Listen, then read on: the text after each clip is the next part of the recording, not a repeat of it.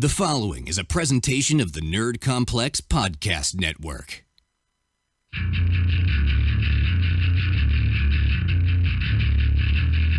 You are listening to Audio Suplex Live.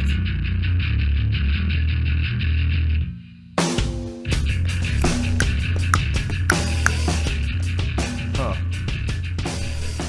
That seems louder in my left ear. You got a lot of Corey in the monitor today, man. What does that mean? It's just a lot of you in stereo. Am I talking? Yes, Might have sir. to jiggle the handle. Oh, I jiggled the handle. He jiggles the handle quite well. Oh, there we go. Quite well. He is quite the accomplished handle we're live. jiggler. Oh, hey. Oh, you guys caught us at the wrong time. How's it going? Hello. So, episode, what are we on now? 36? My God, has it been that long? When you hear the number 36, what do you think? When I think of 36, It could be anything. I don't have a lot of thoughts on the number 36. When I think of 36, I think of the channel Fox, which was on Fox 36 when I was a kid. Really? I used to watch Fox. Yeah, I don't... I don't know why. There's some numbers that I like. I do identify with things like 12. I identify with really good quarterbacks, like Aaron Rodgers or like a Tom Brady or something. Yeah. And then like other numbers I associate with different things, but like 36 is just a number that I do not associate with anything. What's your favorite number? Mine's 8. Mark Brunell. Probably 86. That's a big number. It's because it's the year I was born. So I don't know. 86? I know. I don't look it. You don't look it. I don't look it. I'm 88 over here. Yeah, so in you the only got house. 2 years. Like everybody treats me like I'm like ancient and out to pasture. Well, hold I'm on. like 2 years older than everybody. No. Travis, you were born on January 4th. I was born on December 25th. That's a full year. I don't know what's more impressive. The fact that... So basically, I'm like 3 years older than you, really, Yeah. if you think about it. Yeah. I don't know what's more impressive. The fact that you know my birthday readily off the top of your head. Wrestle Kingdom, man. I'm a big New Japan mark. Huge New Japan fan. I spent the morning actually tweeting out GIFs of Minoru Suzuki and Kota Ibushi from this kaiju movie that they did in Japan, where they're basically beating the hell out of this giant like monster. And I was trying to educate one of my friends, Katie Jones, who was actually tweeting back and forth with me about these random Japanese guys that I was tweeting GIFs of. So Yeah, she listening to the show today? probably not. She'll probably never catch this episode, but you know, just in case. Shout out. So speaking of shout outs though, Whose birthday is it? I do want to give a shout out to our close and personal friend. He's not with us today, but you guys have probably seen him before, either in studio with us. John Cena. It is John Cena's birthday. Oh my God, my arm. No, it is Sean Paul's birthday. He's from one of our sister shows, Edie. He also sits in with us from time to time and helps us run the chat room when you guys are getting a little out of hand and getting a little rambunctious. He doesn't really tell us too much of what's going on. Either no one must be listening, or he's just not telling us what's going down. You know, he's gone rogue, man. He's gone into business for himself. He rarely just kind of like he comes in and does his own thing with the chat room. So. Yeah. So far, nobody has commented anything. Yeah, it checks out. That I can see. Do you ever just feel like we're just shouting into the void? Hey, somebody will listen someday. I guess, man. Somebody will uncover these episodes many moons down the road. We'll be long past this in our mansions somewhere, you know, as the kings of wrestling commentary. Absolutely. And somebody will unearth this and shatter everything that we've built. So yeah. So what's today? Today we're talking about a movie I picked. See No Evil. I'm gonna say right now, I said this earlier when we posted about the episode today. I lobbied hard for us to do like, oh yeah, Halloween's coming up, Corey. We should do a retro pay-per-view of like an old Halloween Havoc or another friend of I don't remember a WWF Halloween Havoc. Another friend of the show, James, suggested from Chick Flick Picks, suggested that we do the what was it, the I can't Marine? No, We should do a Marine marathon. What was the match from WCW that they did, the really bad The electric chair one? Yeah, That's at a Halloween Havoc. What it was called? Was it a Halloween Havoc? But like specifically that match, something of horrors match. Yeah. So Chamber of Horrors, whatever it was called, I can't remember readily, but I think that's what it's called. I'm looking it up right now because I'm actually on our Facebook page. Yeah, it's the electrocution chair match. The Chamber of Horrors match from That's what I WCW. said. Yeah, I don't know, dude. Like, we'll get into it. We'll get into it when we talk about the movie. In but that match. Yeah. So it was Abdullah the Butcher. He was the one that got electrocuted. It was classic. Sting, I think, is in that match too. Surfer Sting. Yeah. Let's see who else is in there. trying to think if I can remember. Cactus Jack, Abdul the Butcher, the Steiners. Oh, the Steiners. Sting, absolutely. Yeah, that was insane. Why did they ever do that? I've actually seen that match a couple times. They make, I love WCW, man. Stuff like that makes it really hard to defend sometimes. But then I also like to remind people that WWE had The Goon and had, Repo Man. Doink the Clown and Doink Sweet. Repo Man. Like, come on. It's not like WWE was innocent in the whole really crappy gimmicks of the early 90s fad. So we got a new layout here. Check it out. Whoa. John Cena is no longer with us, guys. Good. You can't see him anymore. So we're gonna get into it. We both took some time out of our busy schedules to sit down and watch the classic WWE Studios film, the original WWE Studios film, See No Evil from 2006, starring Glenn Kane Jacobs. He is billed as just Kane. As Kane in the film. Actually, yeah, in the credits he is literally just Kane. Yeah. So his name is Glenn Goodnight? Jacob Goodnight. Jacob Goodnight. Which I don't even think they say that in the film at all. Like, you don't find out that's his name until I think the credits. I don't recall. His mom might call him Jacob. Right. I think his mom does call him Jacob. Spoiler alert, if you haven't seen... No, don't spoil anything until we get to it. Well, I'm saying, if you haven't seen See No Evil... We are going to spoil it. Pause this, go watch it, and then come back to us, and we'll talk about See No Evil. If you don't have any interest in seeing it, that's fine. It'll be entertaining to hear us tell you what it's about. I don't mind spoiling a movie that is 11 years old at this point, and it is not held up well. It is 11 years old. I think it has held up just fine. That's fine. Well, before we get into all that, though, we have we're gonna do a news segment. There's some news, but we've also got some little personal news. So we're gonna pepper all that stuff in. Hey, Joe. Boop boop. Joe, I wasn't ready for the news yet. It's the news. Joe, I didn't say cue the news. I'm kidding. It's the news. Unreal. We need a new producer. Oh, get the schmuck out of here. Well, we get rid of one of these people. I don't know if it's the producer. We're losing people we're dropping like flies, man. We haven't had a guest in weeks. Because nobody wants to come on with us. Would you want to come in here? Dear God, I don't want to be on this episode. Absolutely not. This is gonna be a train wreck, man. This is gonna be a fun episode. All right, so we're gonna talk about a whole bunch of stuff, not just See No Evil. We'll get to See No Evil in a little bit. Speaking of WCW, it was formally announced a couple weeks back that the next NXT TakeOver, which will take place in Houston, Texas, ahead of Survivor Series, will be NXT TakeOver Houston, War Games. That is correct, ladies and gentlemen. They are bringing back the classic WCW and NWA match type War Games. The crazy one with the 2 rings and the giant cage. It's going to actually see... who's in it? In this instance, it's going to be 3 teams taking on one another. It's going to be Sanity, which is going to be represented by Alexander Wolf, Eric Young, and Killian Dane. The Undisputed Era, Adam Cole, Bobby Fish, and Kyle O'Reilly. And then the Authors of Pain, joined by Roderick Strong. So... What's up with the hands? What are you doing? Are you selling excruciatingly this? Roderick Strong is going to be in the match. I'm excruciatingly Italian. And if you were to cut these off...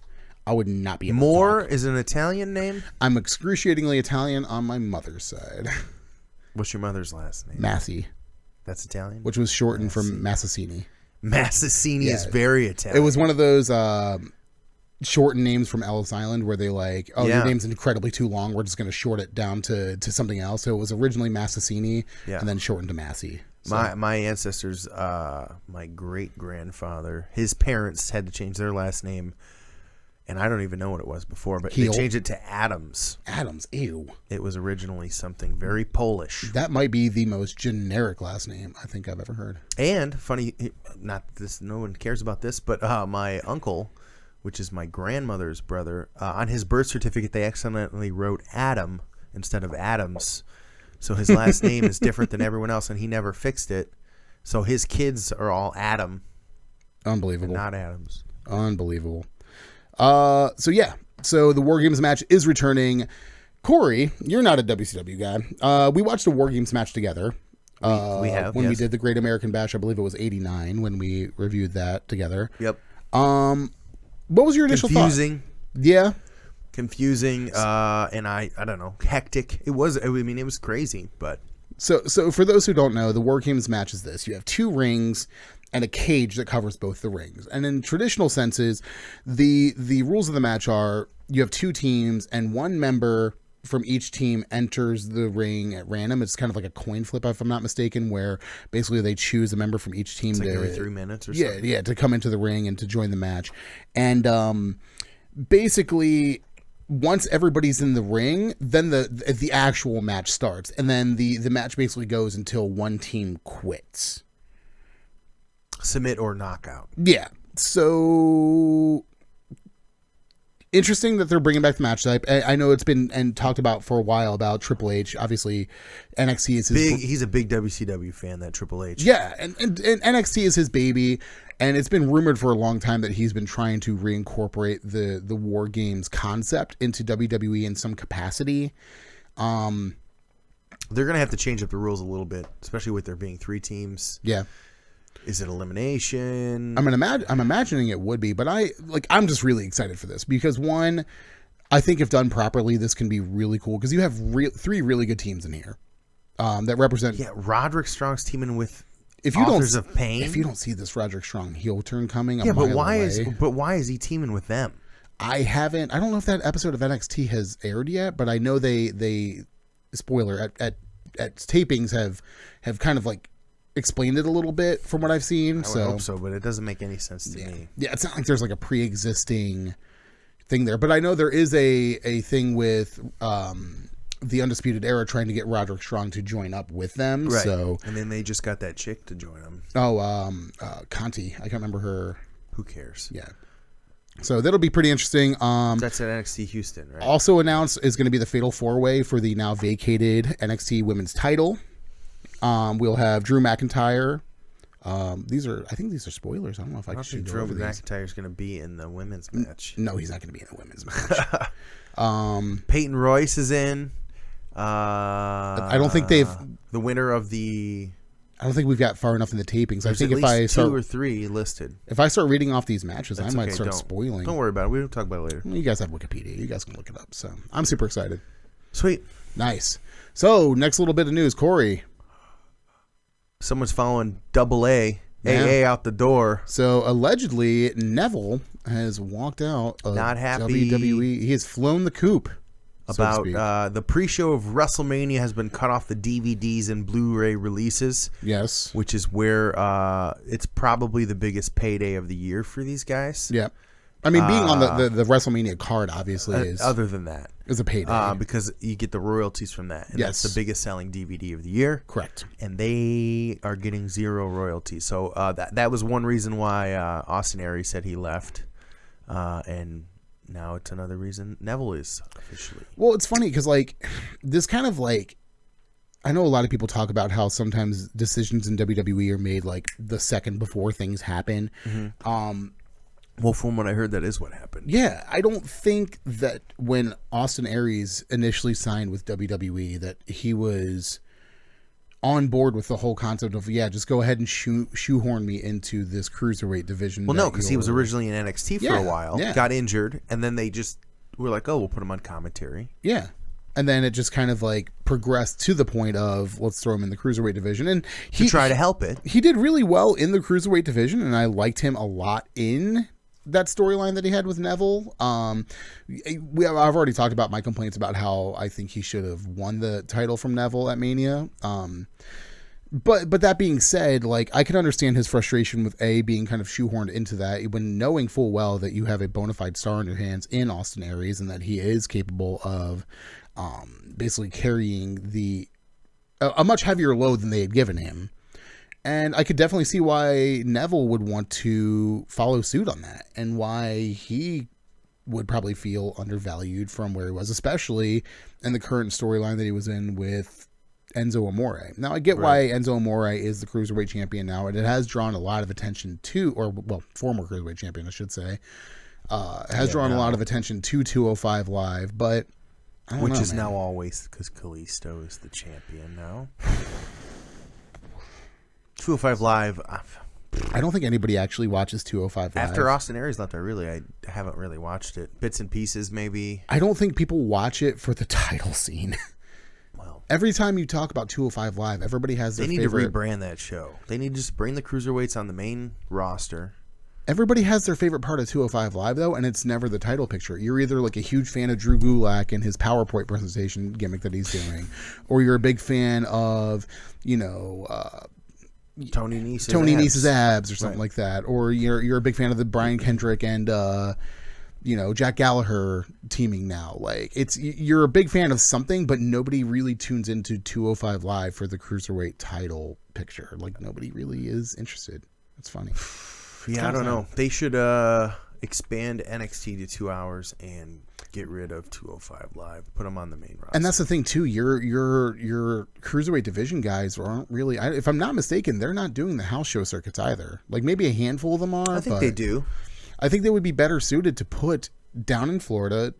Give them. You can still do 205 Live, but to get that show over, you're really going to want to put it in front of that fan base down there, because those are the people who really care about that style of wrestling anyway. Yeah. So, and then you can also put your cruiserweight division on the road with NXT when they do their road excursions, and I think that would benefit the roster of the cruiserweight division and NXT a lot better, because then you now have a much bigger division down there, because NXT isn't a developmental brand anymore. It's its own thing. Right. So. Well, we're getting there. I think we're going to see a lot of changes here in the next year. I think so.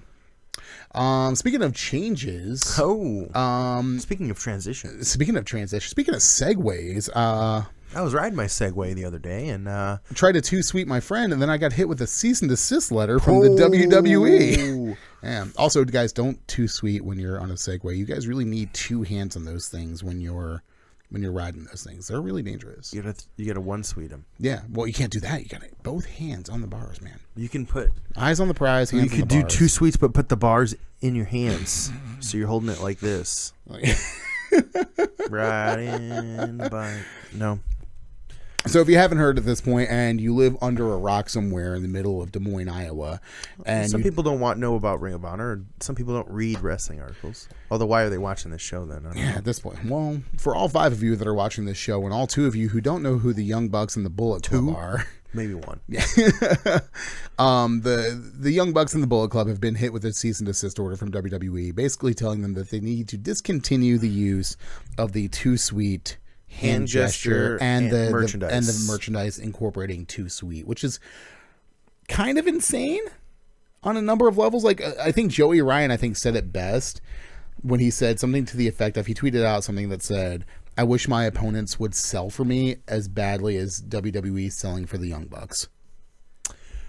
Are they that concerned about what the Young Bucks are doing? This may be one of the best things that ever happened to Young Bucks. Absolutely. They're giving them free publicity. A whole bunch. And how long did it take for the Young Bucks to have a new T-shirt out in response to this? Like that day. Literally that day. Whoever is doing the Young Bucks merchandise and designs their stuff and was able to crank out that design that quickly.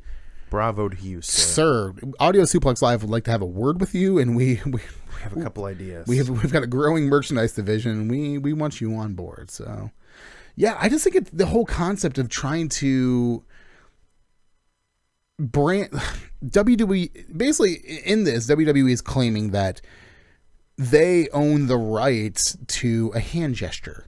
Like, that would be like saying, like, hey, I need you to stop high-fiving because I can understand them saying don't use it on merchandise. At least the wording Too Sweet.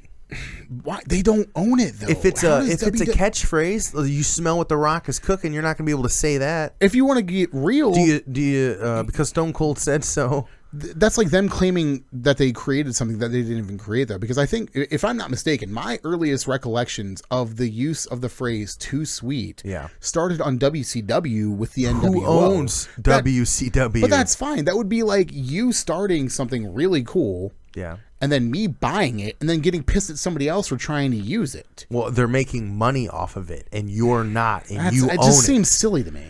You know what? Huh. That's hot. That's hot? Yeah, that's hot. That's hot. Are we bringing that one back? Yeah. Are you in the 2006 spirit because we're reviewing a movie from 2006? So you're trying to bring back catchphrases from around that time frame? Well, no, I'm just saying that the "That's Hot" phrase was trademarked by Paris Hilton. Well, that's fine, but she came up with that. That was her catchphrase. WWE, The Happy Birthday song is copyrighted. WWE is trying to say like, oh, because we bought WCW, where this phrase really kind of grabbed its pop culture footing, and we had nothing to do with its original creation whatsoever.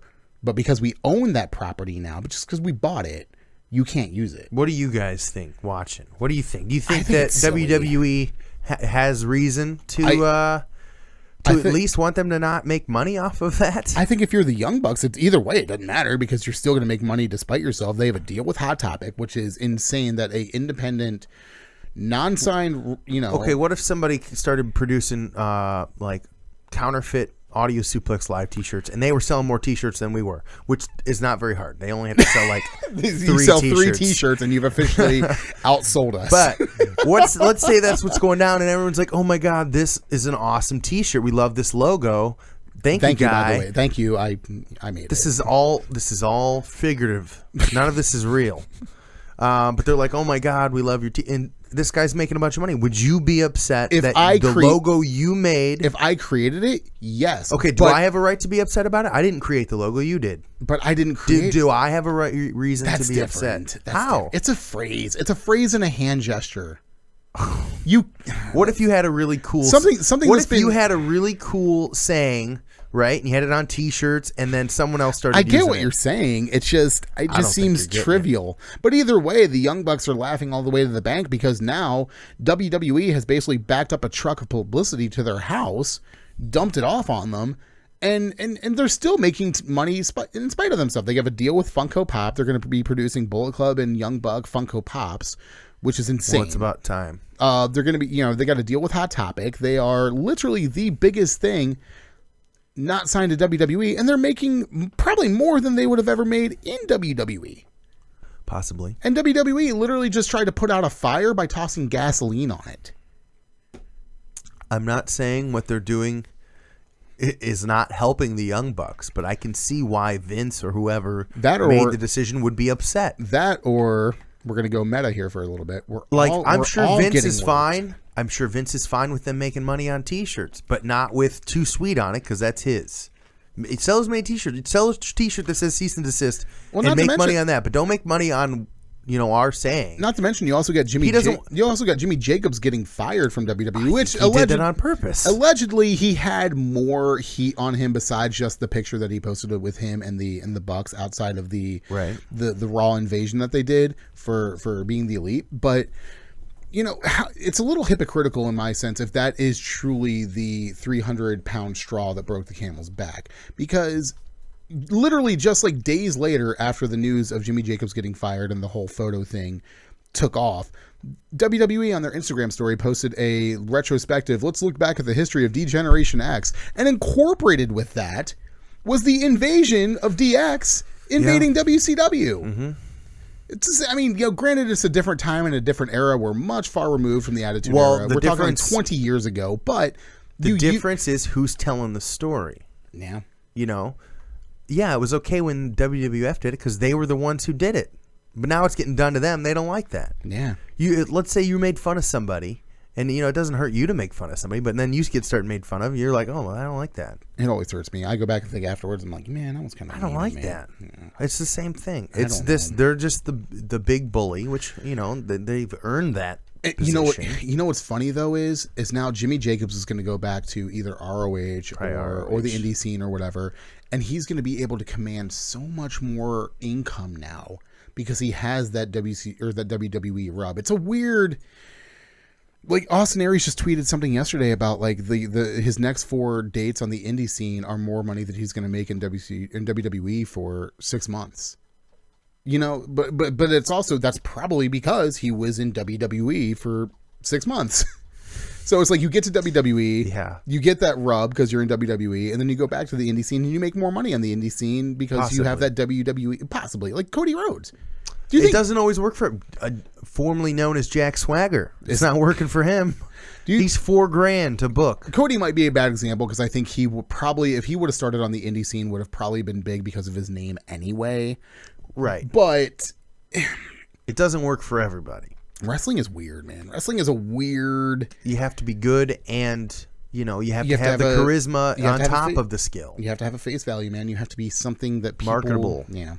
Yeah. All right. So a couple other things we want to talk on. Two more news pieces before we jump full at first into See No Evil.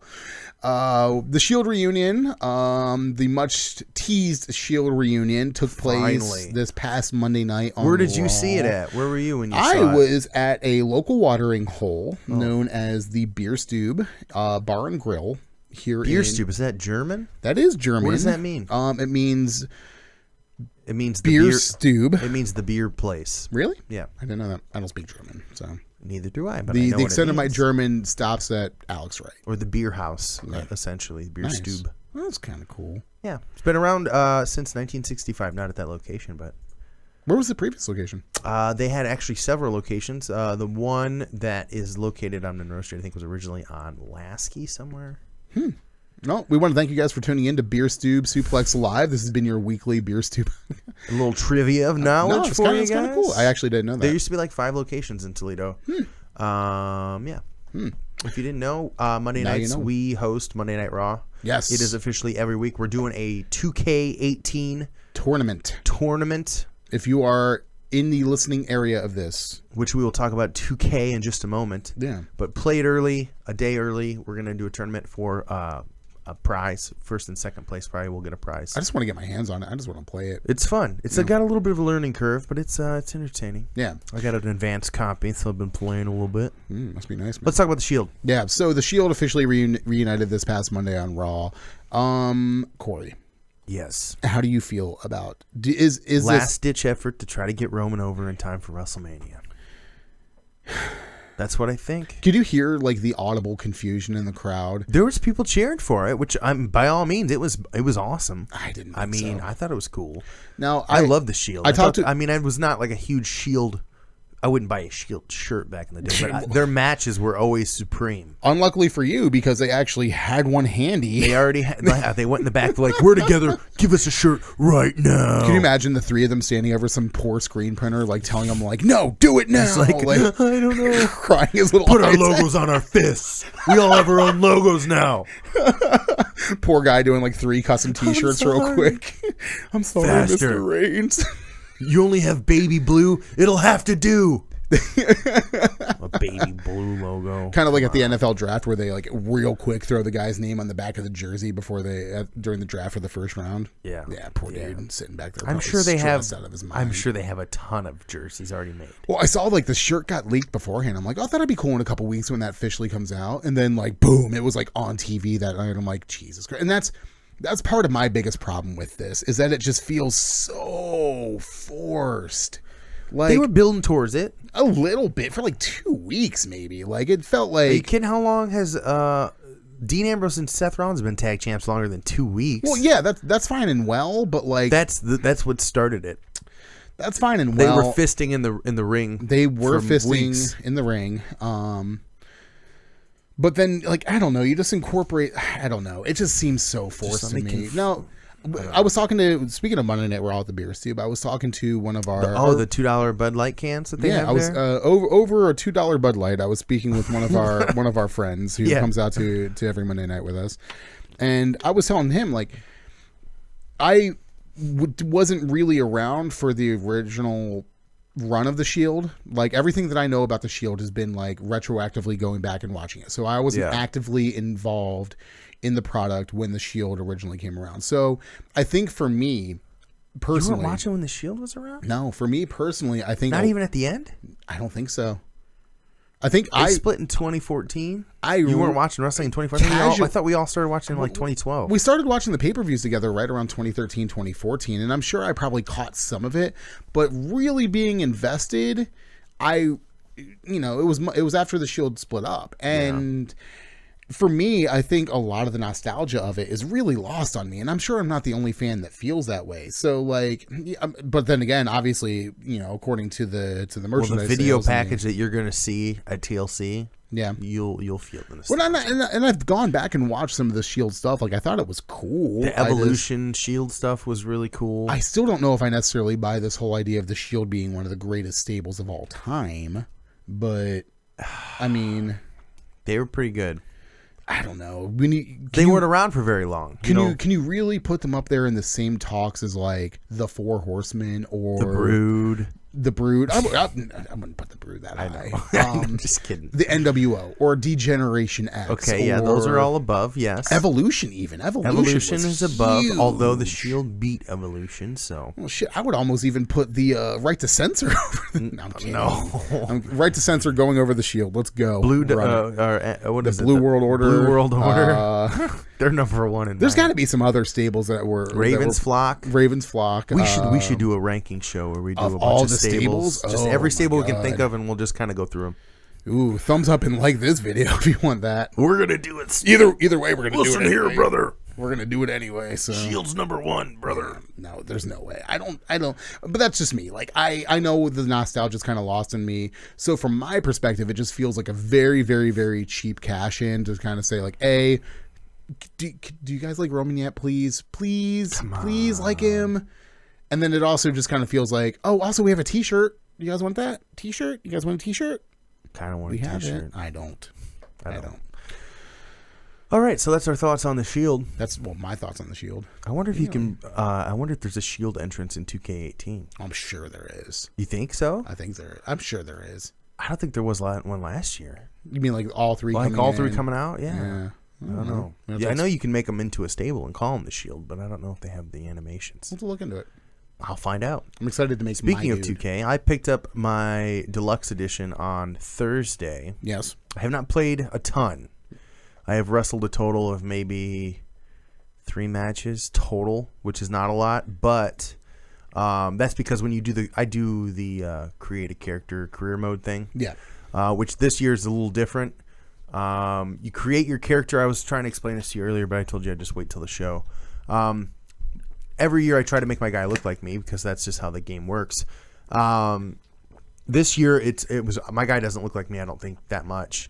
You have to send a picture in so we can put it on our Facebook page of your creative character and people can tell us whether or not it looks like you. It doesn't. I'm gonna figure out how to make him look like me, but you can scan your face in if you have the time. I never do that. Right.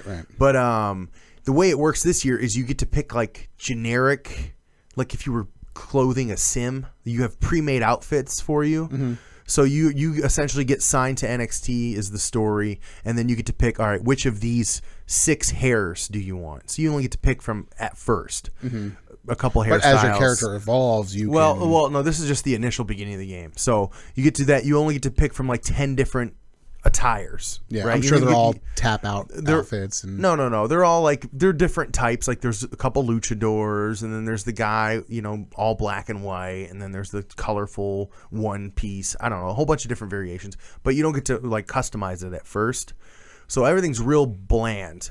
And then you get into NXT, and it's essentially like the tutorial. So they teach you how to do the submission system and which is you can either have the same one as last year, or there's a different one. I hate the round circle slider. You don't have to do submission. that anymore. Oh my god, I hate that. Yeah, so I much. already switched it out, and I love it. The new one is a button will pop up, and you just tap it a whole bunch, and then it switches, and you got to hurry up and switch. Oh, so like you just little gotta beat event. whoever. Yeah, Gotcha. Beat whoever you're in the submission. Shouts out to all my God of War players. Exactly, which that's cool. But it's real generic at the beginning. Yeah. And then the way the career mode works, it's nothing like 2K17 at all. So you're not backstage. you're not grinding out show after show of NXT, then main event, then NXT, Baron then Blade, main you event. familiar? Yeah. He's the road agent for course he NXT. is. Of course he So you walk around backstage and you got to go talk to certain people. So a little objective will pop up like, go talk to this person. Or when you're ready to leave, go talk to the valet in the parking lot so you can leave. On a scale of...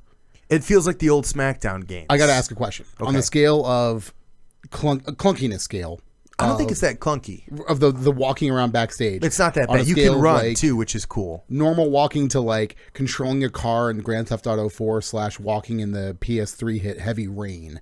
How clunky is the walking mechanics? It's not clunky. It's not. I was surprised. It's pretty good. Okay, because I know like if it's a game where like walking around is not the prime objective, I could see like the walking around like not really being intuitive. The only thing that I thought was weird is just the way. So you walk around. There's different guys backstage. Like, and you go in the parking lot, and it's just the members of. I'm in NXT, so it's just like the members of Sanity are just kind of positioned randomly in the parking lot, just standing there. Because that's what a normal NXT show is. And you can go up there and talk to them, and then they give you like 4 different things you can say. You can be like, you're cocky, or you're like, I'm humble, and I'm just here to learn, or you can. There's a whole bunch of different things you can say to these people to kind of build your storyline. Right. Which I haven't really talked to too many people.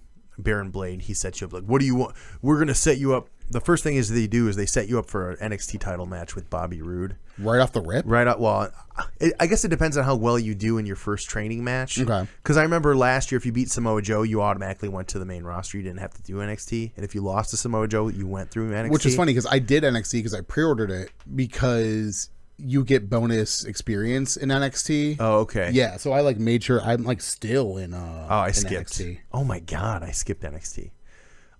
So you get to pick 3 different choices. 1 is you can attack Bobby Roode during a match. He's the champion. 2 is you can cut a promo to set up your title match. Or 3, you can try to prove yourself in the ring in a match against Hideo Itami. Oh, nice. That's what I did. Yeah, and of I was course. like, I'm just gonna have a 5-star match with. Of Hideo course, Itami. Corey wants to fight the Japanese guy. But the make it problem an is example my out of him. guy's like an overall 61 or something. So you start off like overall 50. So you probably get your ass handed to you on a. So no, I did all right. I did okay. I beat him, and I did do a 5-star match. But he beat the shit out of me. I was like, I hope he doesn't pin me because this is tough. But I did beat him. Is it harder to get 5-star matches in this one than it was last year? Because last year was a little.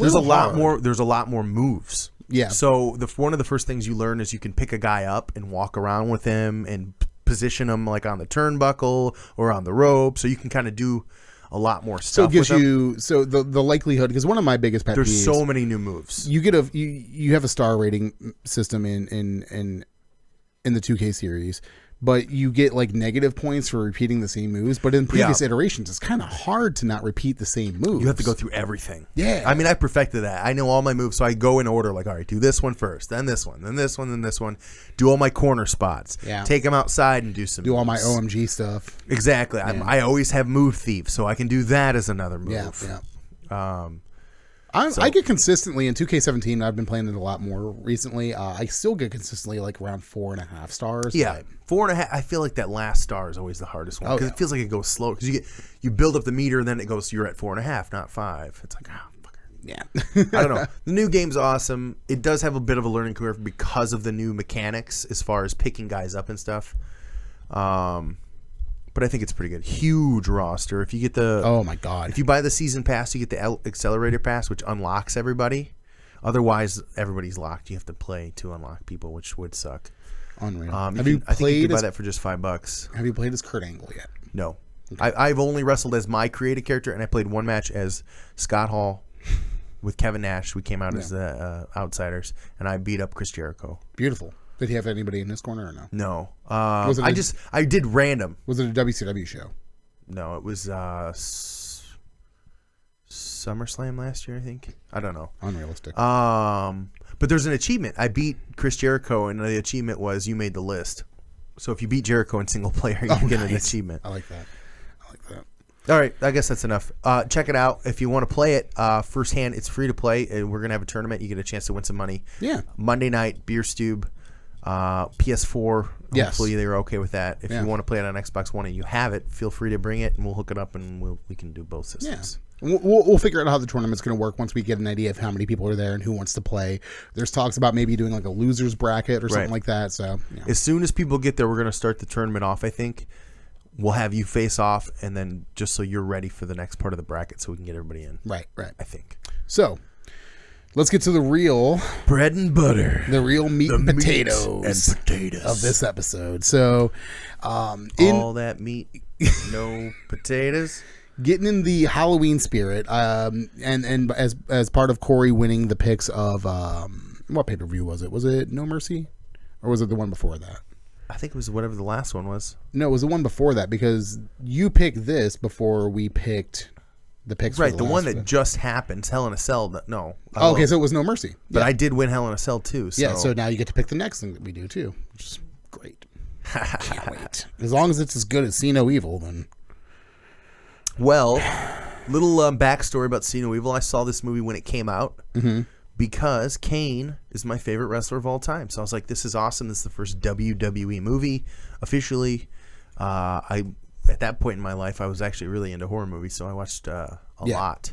Now, WCW or WWE Studios, I keep wanting to call them WCW. WWE Studios had produced or had put their name on 3 films prior to this, but this was the first proper WWE Studios, at the time WWE Films movie. The 3 previous were The Scorpion King, The Rundown, and Walking Tall, all of course starring Dwayne "The Rock" Johnson, who would go on to never star in another film ever again. Whatever happened to him? Who knows? We should do an episode about where they are now and figure out where The Rock and people like that kind are. of fell off the face of the earth there.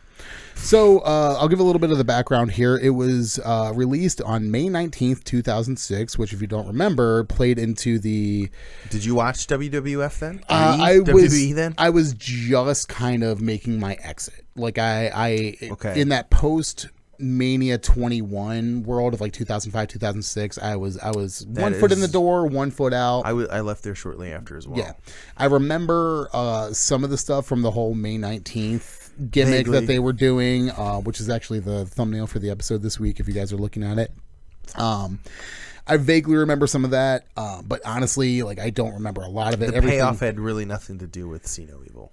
Yeah, it was a hype thing that WWE was doing to get you to go see the movie and to ingrain that date in your head. So it was released May 19th, 2006 with a runtime of 85 minutes. It had a budget of $8 million. Small budget. Oh my God. I could make... The sets and stuff were great. I thought the hotel in the movie was great. Set was fantastic. I thought they did a really good job with the money. I guarantee $6 million of that $8 million went to the set. And the other $2 million probably went to catering. Crew? What about the cast and crew? They probably lured in by the great. So you're complaining to me last night about the acting in this movie. So bad. It was not that bad. It was so bad. I would say the writing is the bad part, not the acting. Yeah. You know, some of the things they said was cheesy, but that's not because the actor was like, I want to say this cheesy line. It's because it was written kind of cheesy. But hello, it's a horror movie with naked shower scenes in it, okay? So it's not about the writing per se. It did, off the $8 million budget, it did go on to gross $15 million at the U.S. box office and an overall $18.6 million overall, which I guess would make this film a success. More than doubled their budget. Yeah, a much more of a success, enough of which to make a sequel. In 2014. 2014. Which the sequel takes place just a couple hours literally after the hours first later. one. The film stars future Knox County, Tennessee mayor Glenn Jacobs, a.k.a. Kane, Corey's favorite wrestler of all time. Yes. And it was directed by Gregory Dark, who, interestingly enough, in my research on what this made film, him famous? He got his start in the adult film industry, once being referred to as, and I quote, the Steven Spielberg of the softcore set. Which is something I can only aspire to be one day. As soon as you said that, I'm like, I hope they say he's like, the Steven Spielberg of porno, and that's exactly what you said. The Steven Spielberg of the softcore set, or another quote here, the Martin Scorsese of the erotic thriller. Oh my god! Directing such early '90s films as Animal Instincts 1 and 2, in case you've never seen those. Wow. Body of Influence and Mirror Images 2. So if you guys want to look those up, he's like the Jim Henson of filling cavities. After doing early work in adult film in the early '90s, he transitioned to making music videos. And interestingly enough, I found this out in my research. Yeah, what videos? He directed the music video for Zoot Suit Riot by the Cherry Poppin' Daddies. Use that for your trivia. That's I've played that song. I'm sure you for Name That Tune. I'm sure you have. I don't think people are gonna know who whatever this guy's name is.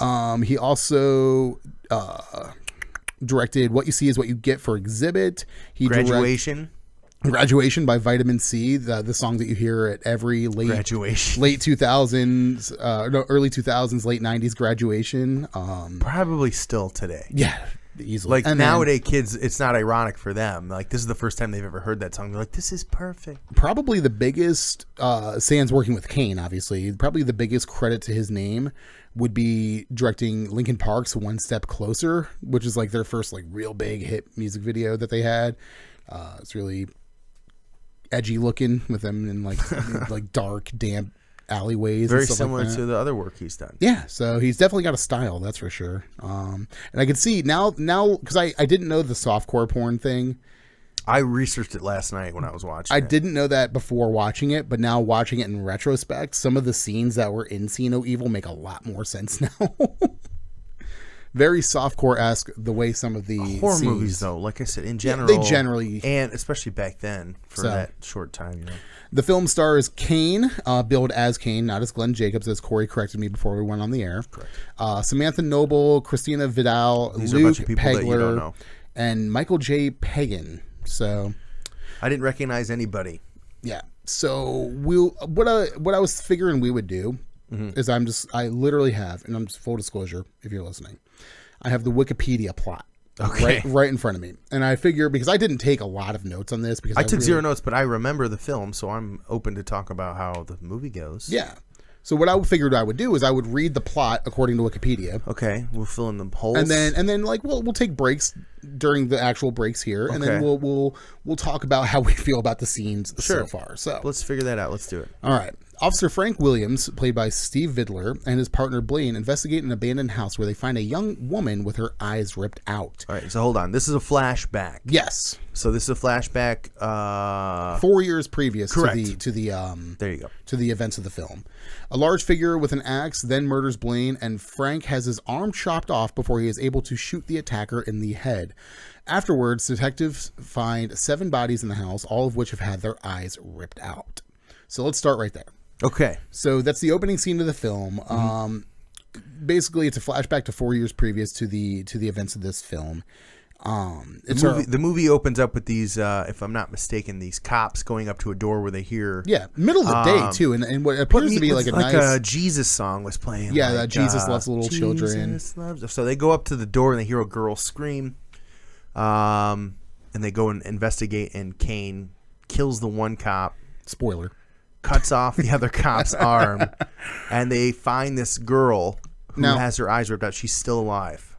So 4 years later, Frank and his partner Hannah take a group of delinquents, Christine, Kira, Michael, Tyson, Zoe, Melissa, Richie, and Russell, to clean up the abandoned Blackwell Hotel in order to turn it into a homeless shelter, as explained by the owner, Margaret. Is it me, or did the character of Frank Williams, the cop, the primary character, age 70 years from the original scene to the 4? No, it was really bad. Like once again, I just watched this for the first time last night, so my takes on this are incredibly fresh. I don't think it would. He did look older. He did look older. They overaged him. Well, maybe he's got a lot of trauma. He's got trauma, and he's got an incredibly shitty plastic hand. I thought it looked pretty good. It's not like, I mean, you couldn't have, I don't know. All right, so either way, the next... Apparently that $8 million budget didn't go towards a realistic-looking prosthetic. He's probably just wearing a glove that looked like a crash test dummy hand. Literally, it probably was just a crash test dummy hand. I'm sure his hand was really in there, He probably did the old sleeve. I'd rather have that than a big old long hand, like where one arm looks longer than the other because they got a fake hand on the end. So I want to kind of go over some of these. So your group of delinquents here, according to Wikipedia, are literally like a who's who of early 2000s stereotypes. In a horror movie, yeah. You have Well, there's a pimp. The one guy was a pimp, and the other girl was a prostitute. That neither of them looked like that. They looked like they just graduated high school. Well, first off, this is the sexiest looking group of inmates I have ever seen in my entire life. If they're coming from prison, why are they all wearing street clothes? Oh my God, they're wearing like literally the greatest. The one girl's wearing like a tube top. They're wearing the greatest in early 2000s fashion. You're talking like flare jeans, crop tops, tube tops. Like these guys look like they walk straight off the set of like The Faculty, or like... I was watching this with Angela last night, and I I talk a lot during movies if I feel I'm able to. Yeah. Which with her I do it. She hates it. I'm sure. But I kept saying like trying to point things out that I do this a lot. Things that are stupid. I'm like, okay, if they're leaving prison, she noticed this too, but like, why are they all wearing these clothes? Yeah, why are they all wearing street clothes? And why are they all like their hair's done nicely? Yeah, and like, what kind of prison system is we're gonna take you to an old hotel and you're gonna clean it up for 3 days and we're gonna take a month off your sentence? How does that sound? Under what legal system? Exactly. Dude, you could, if you filled this film with water, it would leak all over the place from the plot holes. It's insane. And the cool thing, I mean, nobody's going to see this film for like its airtight plot and its like realistic setting. That didn't make any sense. Well, I know. But most of them were in trouble for like possession with intent to sell and shoplifting. I love like you have like the pimp, the prostitute, you have the lockpick, the nerdy hacker kid, of course, because it's the early 2000s. You can't not have, which is one of my other favorite plot holes we'll get to in a second here. And I'm just gonna say it. They give the black character, the one black guy, they give him like petty larceny, which is like the shittiest. Well, he did pretty well for himself in the film. Yeah, he actually stayed pretty much towards the end of the film. Spoiler alert, but I mean, it's like they got the cast. The director looks at it and goes, "Okay, cool. What's the most generic and stereotypical sentence for their prison time that we can give these kids?" And there you go. And then they were off to the races. They filed everybody onto a bus and. So did you notice the font of the Blackwell Hotel is the same one for American Horror Story, which did not air for like another 6 or 7 years after this movie came out. That I did not notice, actually. Yeah, so the Blackwell logo on top of the building says it. Some of the signs inside of the hotel are in that font as well. And I will say this, the set was fantastic. The hotel was probably the most immersive part. Also, like all like the little... Although there was scenes where they had like mice running around and they looked like the most domesticated store-bought mice I've ever seen. At the end of the film, there's a scene where Kane's chasing somebody and it shows the one guy run by and then there's a mouse hopping around and then it cuts to Kane run by and I'm like, why did you put this shot of the mouse hopping across this? For no arbitrary reason other than like, well, I guess we have to use this. There's mouse. Mice in here. You know, there was like some cameraman or some like DOP who got really passionate about that mouse shot. Like, did you use the mouse shot I got you? No, Tim. Did you squeeze it in? Tim, we didn't use it. Put it in the chase scene. He's getting chased. Tim, there's nowhere for the mouse shot to go. We have nowhere to put the mouse shot. Put the mouse in. Fine, we'll put the mouse shot in. If you're not going to put it in, I'm going to sneak that mouse shot in. Probably owed a favor to somebody. And not to mention all these kids have really shitty tattoos as well. Also bears mentioning. So let me read the next little part. Well, they here. do a real good job of making the pimp. They really do a good job of making you dislike him. Was that Michael? Yes. Yes. They make you dislike him. Well, yeah, pretty easily. He beats the hell out of a girl within the first half of the movie. And then he also fights that guy on the bus at the beginning of the movie too. Yeah. Probably racist. And they do a good job of setting up. There's the good girl. The cop is like, hey, I know you didn't do anything bad. You got a hard sentence. Like, I'm sorry you're here. So like they made you feel like, oh, well, she's a good person. She's only kind of a criminal. So, Jesus Christ. So you got the guy you hate and the girl that you're like, I'm on her side. Right. I mean, these are all of your early 2000s horror movie trope. Every horror movie. It's so bad. Every horror movie. That night, while Michael, Zoe, Russell, and Melissa go upstairs to the penthouse, Tyson and Richie decide to look for the previous owner's safe and find what appears to be the body of a recently deceased man. Richie panics and runs off, only to be dragged into the elevator with a hook by Glenn Goodnight, who I'm still not sure where it establishes the character's name in the film. Well, originally they were going to name the film I Scream Man. And then Mr. Goodnight, and then just Goodnight. I Scream Man. I'm glad it's not Ice Cream Man. When Margaret mentions the elevator is being used, Hannah goes to check on the group, but is killed in the elevator. Christine tries to help Kira escape the hotel, but Jacob attacks Kira with his hook and drags her into a dumbwaiter. Christine and Frank go upstairs to find the others and run into Tyson, who tells them what happened to Richie. Frank realizes it must be Jacob and is then pulled into the ceiling by the hook and killed. He died a little quicker than I thought, too. They really... Okay, so first things first. Now, these people that are listening probably don't know who any of these people are, because I don't even really know who... you just said a whole bunch of names. I'm like, okay. There's a scene where Hacker Dude and Lockpick Dude are walking off together, and hacker dude earlier in the movie tells him on the bus is like, hey, I got a proposition for you. We find out later that proposition is I have the blueprints for the hotel and that there is a safe somewhere where the Blackwell fortune is hidden. Yeah, there's hidden trapdoors and two-way mirrors all throughout this hotel as well, which is mentioned. This is the plot hole that immediately took me out. I mean, the bad acting was really bad, like in the first parts of the movie anyway, but this is the plot hole that really took me out of the movie. One, where did this hacker get these like MapQuest printed up instructions on how to find the safe in the Blackwell Hotel? So one, you're implying that he had access to a computer and computer paper at some point. This whole we just came from prison thing doesn't really. Two, the other character asks him like, well, how come nobody else has looked for it? He's like, oh, I guess nobody knew it was there. You literally printed up the instructions from the internet, I'm assuming. You Googled it and found. This is now, okay, so I forgot that this was 2006. Because later in the movie, there's a cell phone, and I'm like, oh, it's a flip phone. I'm like, what? No, it was a straight up Nokia, wasn't it? It was like the little brick Nokia. Oh, yeah, you're right. It was like a flat Because something brick. happened with that Yeah, phone. yeah. You're right. So there's this whole. So you want me to believe that this hacker kid found some blueprints for this alleged fortune that's in this hotel that nobody else knows about. Well, it's been hidden in the trapdoors and the two-way mirrors. I guess, man, but he's the only person who not only was able to find the blueprints for this and to find the exact whereabouts of this safe so that they could follow this Scooby-Doo-esque map. We didn't mention that the top two floors are burnt out from a hotel fire. So that's where these penthouses are. Does it bear mentioning?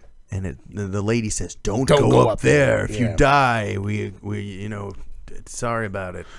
So this is kind of getting ahead of ourselves, but like, so it is eventually revealed that the lady, the biggest spoiler of the movie. Do I want to give it away yet? Let's wait until we get to the end. Okay, fine. Well, I'll go. Remind me to come back to this plot point. So okay.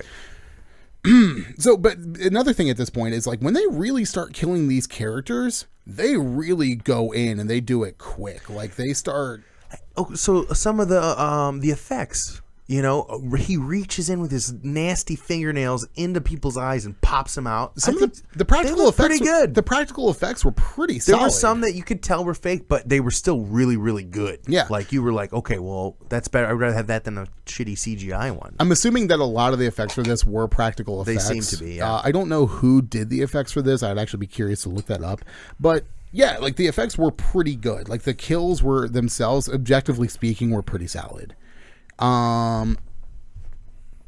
It's still like the plot points and the acting really kind of take you out of it. But then again, if you're going to see this with any hopes of it being like a good horror movie set in some pretty solid logic, you're sadly mistaken. This kind of herbs more towards like the Human Centipede levels of logic than it does something like The Strangers or something like that. I agree. So all right, I'll go over the next. Oh yeah, and then Frank, the cop aforementioned at the beginning of the film, dies about 1/3 into the film. I expected him to be a much more important character in this. Well, he's literally like the first time he's getting like hunted down. Yeah, you know, he literally catches a hook to the eye socket. Yeah, like he like the first third of this movie is literally all about him having PTSD about this character that he encountered. To the end would make sense. Yeah, maybe die at the end or get his revenge. Or exactly. whatever. Like this would make so much sense for him to go all the way through the movie. So whether or not this was like a swerve for a swerve's sake, or if it was just like a foresight. Like, there's two good swerves towards the end. Yeah,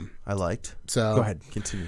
Kira is held hostage by Jacob because of her religious tattoos, which is a laughable concept in and of itself, and is kept captive in a cage where she witnesses Richie having his eyes torn out. It's a common thread in this Richie movie. Was the hacker that had been caught earlier. Yes, with a really cool striped shirt. Melissa and Russell go off into a room on their own, but are chased by Jacob. They do it for coitus. A little bit of coitus? Yes.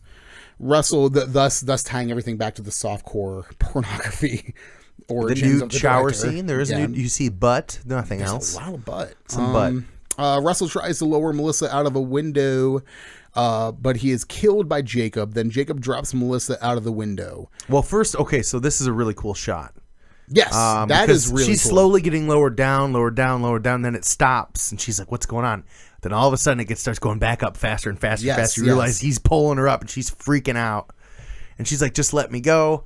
And so he does, and she falls, 8 stories, slashes her first. arm open, and bad. Which takes us to the next part. However, she survives her fall, but then she is killed by a pack of stray dogs. Right. She's hanging there. Ugh. Inexplicably, like stray dogs. I guess it's an abandoned hotel. I guess stray dogs would be a thing. Maybe They ate the shit out of her. they eat the ever living. She's like a pinata hanging there. Absolutely. Brutal. Jacob then attacks Michael and Zoe. Zoe nearly escapes from Jacob, but her cell phone rings, alerting Jacob of her location. So Zoe is the blonde. She wants to. She's the bitch. She's the bitch character. Yeah. She's the one that you're supposed to She hate. stole cigarettes and a cell yeah. phone from the Oh, PO yeah. or whatever. She was like every early 2000s high school girl that you didn't like rolled into one. Yeah. So, he subsequently kills her by forcing the cell phone down her throat. Brutal. Probably in the middle of a game of like Snake or something like that, as you would be. Back in the days of T9, when you used to have to text people. I was so fast. Oh my god. Okay. Michael finds Christine and Tyson as they try to rescue Kira, but they are attacked again by Jacob, who knocks out Michael while the other two escape up the elevator shaft. So, like I said, they really start kind of laying it on here in like the second half of the movie with the kills. Like they're pretty quick right after another. So Yeah. We're getting down to only a couple people left. yeah, so the pair, I'll just finish out the rest of the Yeah, go plot ahead. here. The pair find Kira, but are interrupted by Jacob before they can release her. Tyson creates a distraction, but is electrocuted with his own taser. He's got a taser. That's his weapon of Yeah, choice. they all kind of come across their own weapon throughout the movie that they use. A gun, a taser, the pipe for Michael. Yeah. Tyson creates a distraction, but is electrocuted by his own taser and crushed with the bank vault. So the bank vault he was looking for the whole time ends up doing him in. I'm sure there's some symbolism there. Glenn Goodnight had found it and opened it, and there was like $100 bills stapled all around the wall on the top floor. True to his character, at least. The character tried to rip the money off the wall while discovering this horrific room filled with like human eyeballs. So, where was I? All right, Margaret then shows up and reveals herself. This is the big reveal in the movie. This is the woman who owns the hotel. Yes. That said they cleared out all the homeless people for this thing. Absolutely. She's the curator. Margaret then shows up and reveals herself as Jacob's mother, who abused the shit out of him. Absolutely. There's these flashback scenes throughout the movie of a young Glenn Jacobs. I could only assume that it's like actual childhood footage of Glenn Jacobs. Possibly. Pleasuring himself. It appears in a dog kennel, apparently to what appears to be early 90s Victoria's Secret catalogs. Pretty much. And she's just sitting there shaming him. Yeah. Which is disgusting. Weird in and of itself. And she also holds his face underwater, like, open your eyes. Yeah, there's so many questions here. Margaret reveals herself to be Jacob's mother, who lured Frank back to the hotel to get revenge on him for shooting her son in the head. He's still alive. And maggots come out of the back of his head, too. And explains the prisoners are merely a bonus. Margaret attempts to shoot Kira, but Jacob intervenes and throws her headfirst onto a nail on the wall. Kills his mom. Michael reappears to help the girls battle Jacob, and the trio is eventually able to stab him through the eye with a pipe and throw him out of a window, where his heart is impaled by a shard of glass, apparently killing him. So there's the two swerves. Was the mom swerve, and then that Michael was still alive, and he ended up being the hero and saving everybody, even though he was the asshole the whole time. And the third swerve of the bonus after credit scene of a dog peeing in his eye hole. I'm glad I kept watching. Why did they throw that in there? Why not? Okay, so there's a sequel, See No Evil 2, that takes place several hours later. At a morgue. I'm going to watch it. I've never seen it. At a morgue, and Mr. Goodnight wakes up in the morgue and kills all these people in the morgue. And it actually is certified fresh on Rotten Tomatoes. Yeah, this one obtained a 8% rating from the critics. On 50% from the audience, though, which is not too bad. Not too shabby. I would give it a thumbs up. I would help the audience side. Obviously, your thoughts are you're not a big fan. I thought it was pretty good for horror movies. I've seen so many cheesy bad horror movies that this is nowhere near cheesy bad. This is bearable. There's tons of horror movies that are not bearable for me. I guess my biggest problem with this is there's cheesy bad horror movies that are self-aware of how cheesy bad they are, and that's their whole gimmick, is that they're a cheesy bad horror movie that are self-aware of the fact they're a cheesy bad horror movie and just don't really try to hide that fact. They're just like, hey, we have this budget, we're just going to make it cheesy bad because that's what we can do. I don't think this one was cheesy bad at all. I think this was cheesy bad, but trying to be not cheesy bad and actually trying to be like a really good horror movie.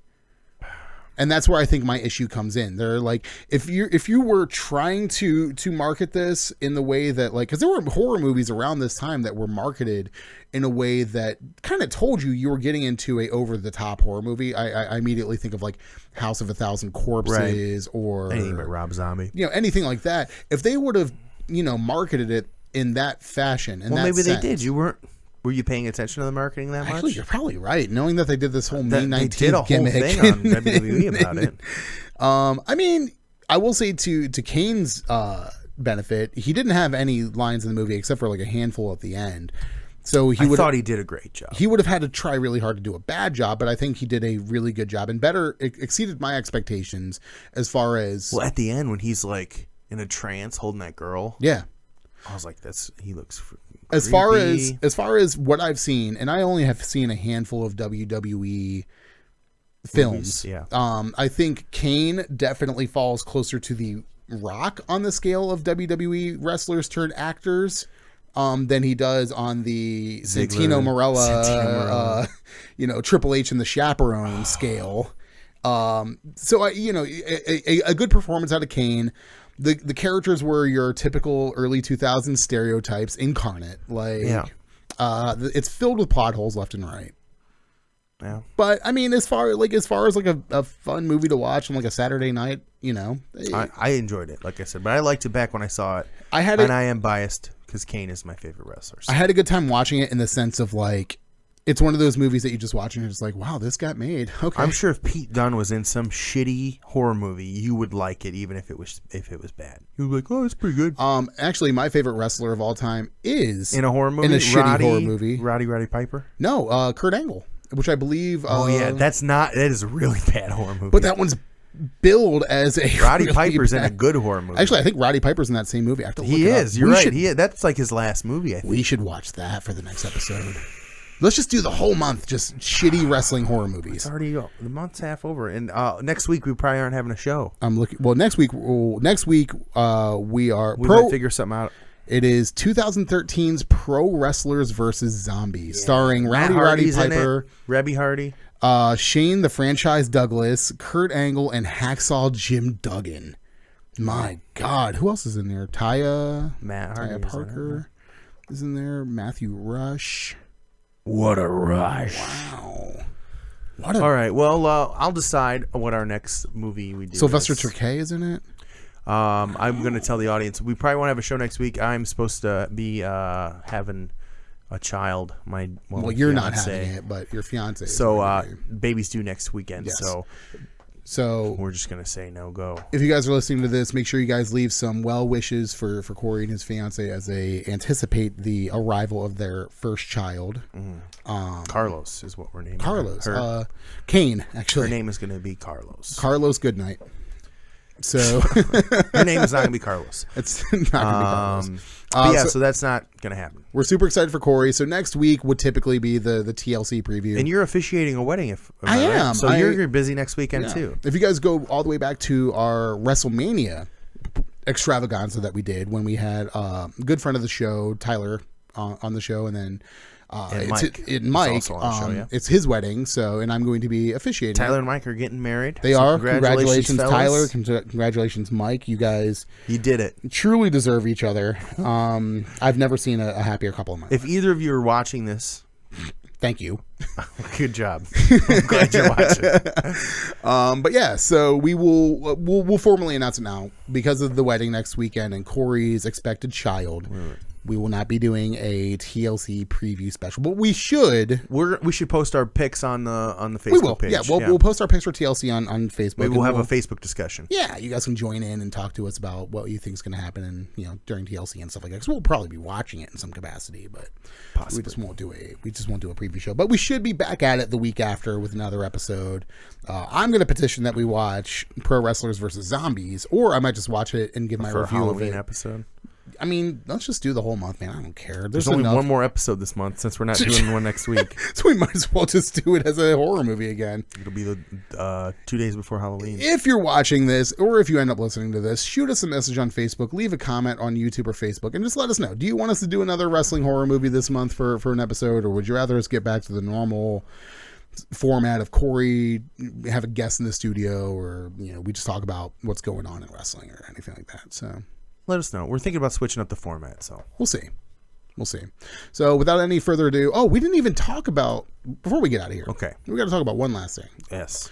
I'm a little sleepy today. I know you're a little sleepy today. Yeah. Because we had a fantastic night last night and I say this every month, the best NOW show. It really was. Last night was amazing. To date. I've actually had they outdo themselves every month. Shouts out to Eric Emanon, guest that we had on the show, has actually reached out to me. He's already clamoring from the footage that we shot last night of the tag team title match. NOW's anniversary show last night, Glass City Havoc 3, was without a shadow of a doubt probably the best show that they have produced to date. And it wasn't even a huge card. It's just all of them. They were 6 matches. It was simple. And they were all given the proper time. Mm-hmm. They all told a great story. Absolutely. We had the Josh Murphy Memorial Battle Royal. Absolutely. To start off the show. A very poignant start to the show. Absolutely. We had new champions crowned last night. I don't want to spoil too much, but screw it. We got new tag champs. The Natural Aces. And listen, congratulations, we've had fellas. both the Natural Aces and both members of the IndyCard Mafia on the show. Have both been on the all 4 of them. They literally tore the house down. They were beat up. So there was belts. Ace Miles was torn. His back was torn up. Yeah. Eric Emanon went through a table. His back was all tore up from going through the Thomas table. Burlington went through a door. It was nuts. There was Sam Beal. handcuffs I don't involved. think Sam Beal really did anything. I think he was just kind of phoned it in. He phoned it in. Everybody else He above tends and to. Beyond. Sam Beal. Step it up. Come on, Sam. He was okay. He knows what you know what I'm talking about. Sam, you did all right. Yeah, no, but jokes aside, I mean the NOW heavyweight title match, the Glass We have City a Havoc new match. NOW champion and very deserving Dre Jacobs, who unfortunately has not been on the show, but we have covered several of his matches. Absolutely. We need to get him on the show. ASANP Dre. He dedicated his title win to Josh Murphy. Very poignant as well. Very, Absolutely. very, very good show. New Uprising champion. Last man standing match. Cassidy Keith taking it to Alan Graves, another former guest of the show. That match was sick. Insane. The cruiserweight match was insane. We had a heel turn.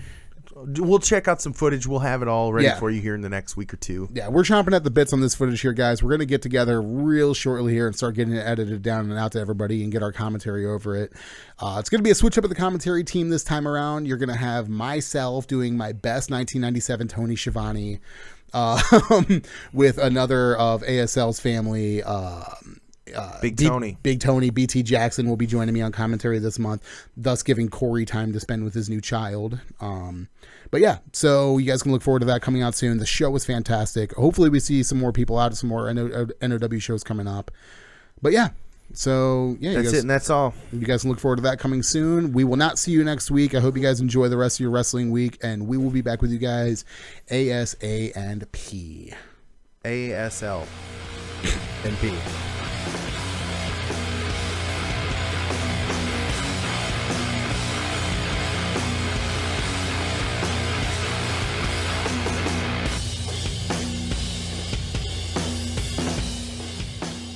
Hey, this is Joe, producer of Audio Suplex Live. We'd like to give a shout out to the band Wax for our intro and outro music. Make sure you check them out.